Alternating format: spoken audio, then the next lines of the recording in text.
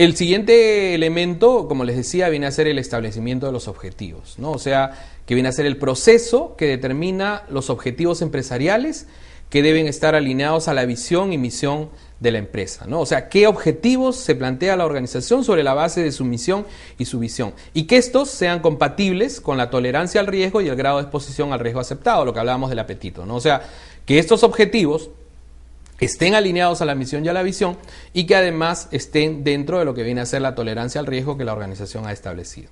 El siguiente punto o los siguientes 3 puntos ya están relacionados directamente con lo que es la gestión de riesgos propiamente dicha, ¿no? Los 2 primeros se vienen a ser las categorías superiores, digamos, un poco el marco. Y cuando ya entramos a lo que es la gestión de riesgos, entramos a lo primero que viene a ser de esto, que es la identificación de riesgos.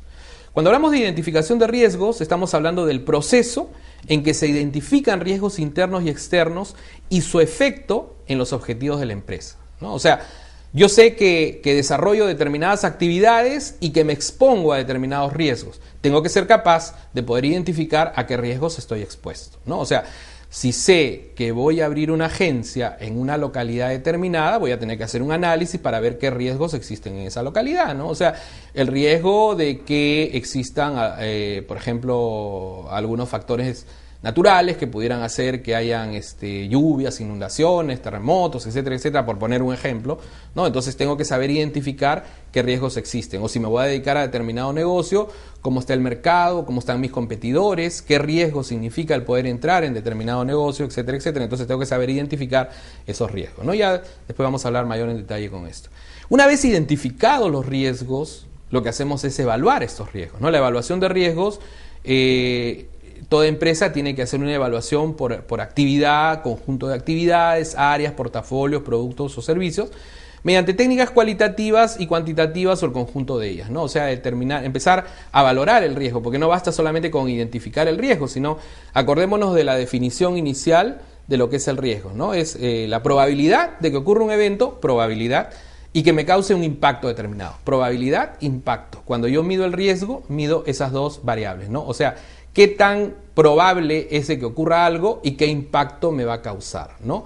Qué tan probable es que ocurra un terremoto y cuánto voy a perder si es que ocurre ese terremoto. Entonces tengo que tener formas de medir tanto cualitativamente como cuantitativamente la posibilidad de que ocurra algo y cuál es el efecto que me va a causar o cuál es el impacto que me va a causar esta pérdida. Esta evaluación de riesgo generalmente nos lleva a medir esta probabilidad y este impacto y determinar cuál es el nivel de riesgo al que estoy expuesto, ¿no? Para poder priorizar y determinar a qué riesgos voy a tratar, qué riesgos voy a aceptar y qué riesgos voy a rechazar.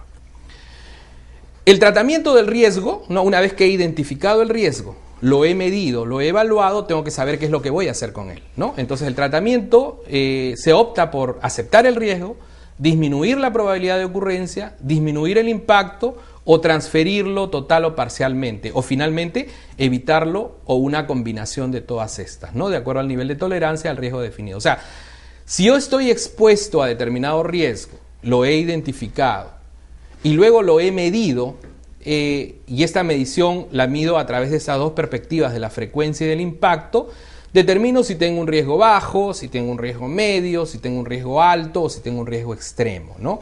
Dependiendo de esa medida es que yo para cada uno de estos establezco una respuesta que le voy a dar a ese riesgo. De repente el riesgo bajo me dice no necesito implementar ninguna medida porque si implemento una medida de repente el costo-beneficio me va a salir más caro la implementación de la medida de mitigación que la posibilidad de ocurrencia de este riesgo, ¿no?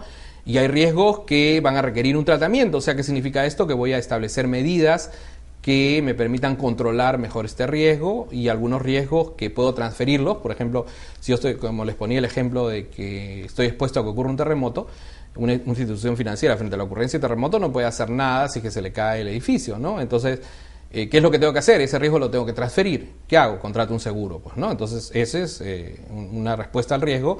Frente a un riesgo de alto impacto y en el cual no tengo el control sobre esto, puedo trasladar este riesgo a un tercero, ¿no? Y finalmente, el rechazar el riesgo, como les decía hace un momento, que está relacionado con que si determino que hay un negocio o hay una actividad o un proceso que es demasiado riesgoso, es preferible evitar este negocio, evitar este proceso, esta actividad, para no estar expuesto a un riesgo tan alto que nos puede generar una alta pérdida. Entonces, en lo que es el tratamiento, lo que hacemos es definir todas estas medidas de respuesta al riesgo.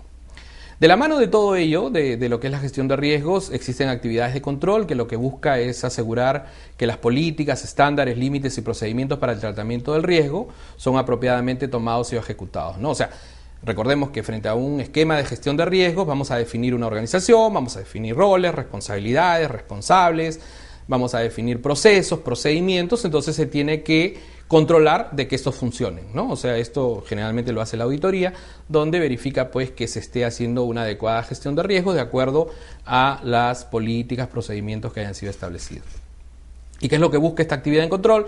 Busca eficacia, eficiencia en las operaciones de la empresa, confiabilidad en la información financiera y la información operativa también, tanto interna como externa, así como el cumplimiento de los dispositivos legales, ¿no?